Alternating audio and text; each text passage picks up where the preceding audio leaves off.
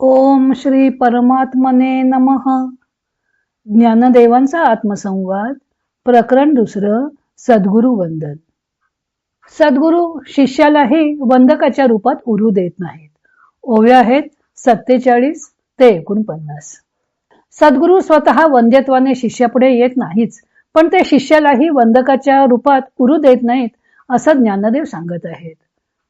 ज्ञानदेव म्हणतात, परी नव्हे तरी नवो, हे वेखासे का घेवो, परी वंदितयाही ठावो उरो नेदी.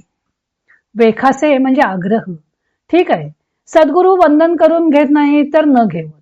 आपणही हा वृथा आग्रह कशाला धरावा, पण ते वंदन करणाऱ्याचा ठावही उरू देत नाहीत. पुढे म्हणतात, अंगोनी एकना झोलू, फेडिताची तो बाहेर इलू, कडू फिटे तो आतुलू, न फेडिताची. नेसलेल्या धोतराचा बाहेरील पदर सोडल्याबरोबर आतील पदरही न सोडताच सुटून जातो. पुढे सांगतात, नाना बिंबपणा सरिसे, घेऊनी प्रतिबिंब नासे, नेले वंद्यत्व येणे तैसे, वंदिते नसे. बिंबपणाला बरोबर घेऊनच प्रतिबिंबाचा नाश होतो. त्याप्रमाणे शिष्याचे वंदकत्वाबरोबर गुरूंचे वंद्यत्वही नाश पावते. स्वामी स्वरूपानंद याचं अभंग रूपांतर करताना म्हणतात, जगाची ठाई ऐसे वंद्यपण, विरोधी म्हणून टाकू जावे, तरी उरे कोठे वंदिताही तेथे, दुजेपणे त्याते वंदावया. एकलाची एक असे परिपूर्ण, तेथे वंद्यपण तरी कैसे. एकेरीजे वस्त्र केले परिधान, जरी बाहेरून फेडू जावे, तरी आतूनही न लागता वेळ, फिटे ते तत्काळ न फेडिता. नातरी घेवोन संगे बिंबपण, जाय हारपोन प्रतिबिंब, वंदित्या सकट तैसे वंद्यपण, राहे जो गिळोन एकलाची.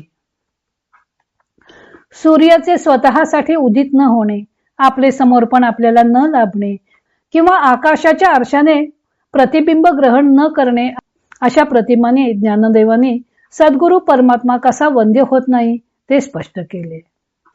आता सद्गुरु परमात्म्याला वंद्य व्हायचे नसेल, वंद्य रूपाने पुढे यायचं नसेल तर त्यांची मर्जी. त्यांना वाटले तर त्यांनी वंद्य व्हावे अथवा होऊ नये. त्यांनी वंद्य झालेच पाहिजे असा आग्रह धरण्यात काही हशील नाही. पण सद्गुरु परमात्मा असा काही विलक्षण आहे की तो वंदन करणाऱ्याचाही ठाव ठिकाणा उरू देत नाही. ते आपल्या वंद्यत्वाबरोबर शिष्याचे वंदकत्वही नष्ट करतात. त्यासाठी ज्ञानदेव धोत्राचा दृष्टांत देतात. एकेरी धोत्राच्या एका सोग्याच्या निर्या करून मागे खोचल्या जातात व दुसऱ्या सोग्याच्या निर्या करून पुढे खोचल्या जातात. आता एका बाजूची निरी सुटली की सगळे धोतरच सुटतं. तसंच गुरु आणि शिष्य म्हणजे एकाच धोत्राचे दोन पदर आहेत.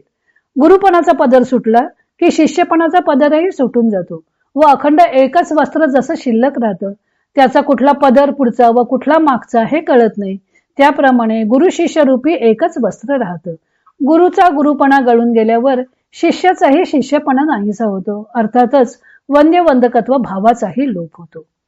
पुन्हा ज्ञानदेव बिंब प्रतिबिंबाचा दृष्टांत देतात. बिंब नाहीसं झालं की प्रतिबिंब पण नाहीसं होतं. बिंब आणि प्रतिबिंब हे दोन भाव एकमेकांच्या अपेक्षेने आलेले असतात. तसेच वंद्य आणि वंदकत्व हे दोन भाव एकमेकांच्या अपेक्षेने आलेले असतात. वंद्यच कोणी उरला नाही तर वंदक तरी कसा राहणार. तेव्हा गुरूंच्या वंद्यत्वाबरोबर शिष्याचं वंदकत्वही उरत नाही. एकूण शिष्य सुद्धा गुरुतत्वात विलीन होऊन जात असल्यामुळं वेगळेपणे उरत नाही. त्यामुळे वेगळे राहून गुरूंना नमन करणे शक्य होत नाही. पुढे ज्ञानदेवाने गुरुवंदनाचे खरे स्वरूप स्पष्ट केले आहे. तो भाग आपण उद्या पाहू. इतर अनेक ग्रंथांचा आधार घेऊन संत ज्ञानदेवांच्या अमृतानुभव या ग्रंथाचं लेखन व वाचन सौ मनीषा अभ्यंकर मिरज यांनी केलं आहे. हरिओम तत्सत.